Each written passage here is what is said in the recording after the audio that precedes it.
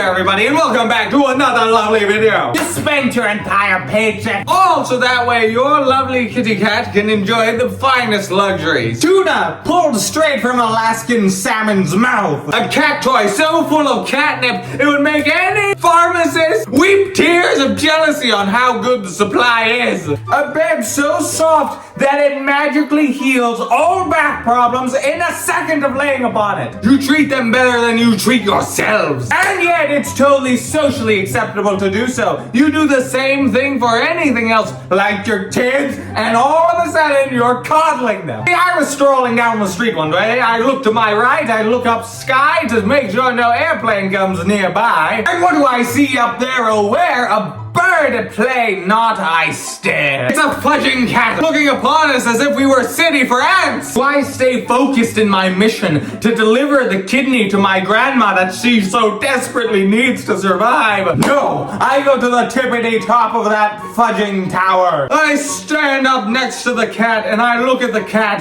and the cat looks at me with those sarcastic eyes. And I take the kidney out of my body that I was going to give Grandma, and I offer it to the cat. Take it, just accept my love for you. But why? Why is this so common? Why is it that you find a grandma in her 80s with 75 cats? Grandkids can't even visit her because there's just so many cats. They can't tell the cat from the grandma. It's everywhere, it's madness. Why? Why is it that we love cats so much? Why is it that Egyptians worship them as if they were ancient astronaut, astronomer, theorized aliens coming to be? What's the most popular thing on the internet other than TikTok dance tutorials? It's cats. It's always fudging cats. It's always been cats. Cats are like a currency. Cute cats. I had a classmate of mine failing the class. Terrible. Everyone disliked them. They showed us a picture of their fat cat, and all of a sudden I felt so inclined to help them. I tutored them on every fudging part of the class. That's how powerful the image of the cat is. But why? See, it might not be in our control. We might be forced, slaved, nay, reprogrammed to love the cat. I have fudging parasite. Oh yes, just like The Last of Us, but far more deadly, as its adorability kills our budget and our focus on life, devolving into only cat-related YouTube shorts. We live and breathe cats. Tonoplas gondii, I'm pronouncing that wrong, but bear with me, is a type of parasite that only breeds specifically in the intestine of cats. That's the only place where it can have babies. But you may hear that and go, what the fudge did that have to do with anything? Well, how does a parasite get into a cat's belly? Well, it has to be eaten by the cat, consumed, brought into its innards. But how do we make that happen, of course? By infecting a rat. You get to the rat, to get to the cat, to get to the dog, to get to the nursery rhyme begun. That's a different time for a different story. It gets into the brain of the mouse and it makes the mouse super excited to see cats. It no longer is afraid of cats or death itself. And the rat will charge up to the cat and say, eat me! The cat first of all goes, whoa, you're coming on way too strong, not good for my taste.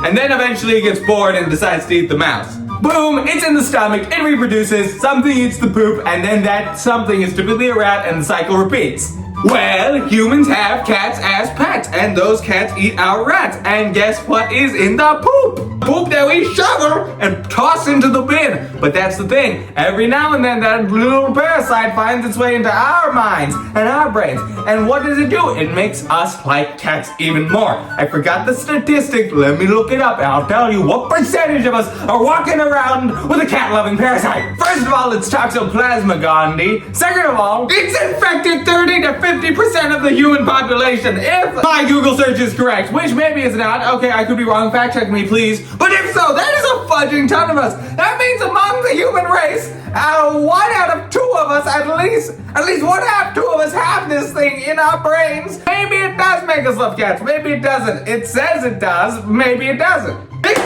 It does make you like cats more. I looked it up right now just to be sure and I wasn't finding nothing but lies. But it really does make you like cats more on average. That is insane. We have parasites that can make us love cats. That means you can give me a parasite in theory. We could engineer a parasite to make us like a certain thing more. I could make a parasite that would make kids love broccoli. And if you haven't had real good broccoli, it's good anyways. But think about that. I could make a parasite that makes you in love with eating healthier foods. I could be. That would be insane. That would be so cool. Obviously, there's some human rights issues to this. Like, would you have to willingly seek out the parasite? I would seek out that parasite. Are you kidding me? A parasite that would make me like studying and doing homework? I would be unstoppable. No force of nature could stop me. I need this in my life. Fudge the robots, fudge the spaceships. I need the parasite that makes me happy to study and happy to do the daily menial chores that I hate doing in my life.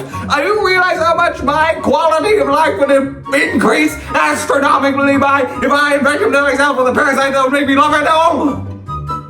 What if I infected you all with a parasite that made you like these videos more? Wouldn't that be actually, that would be a huge human rights violation. Ignore that! If you enjoyed this video, be sure to hit the like and subscribe. The parasite in your brain wants you to do it, and so do I. So don't disappoint us both and hit that button. If you enjoyed this video, have a great day.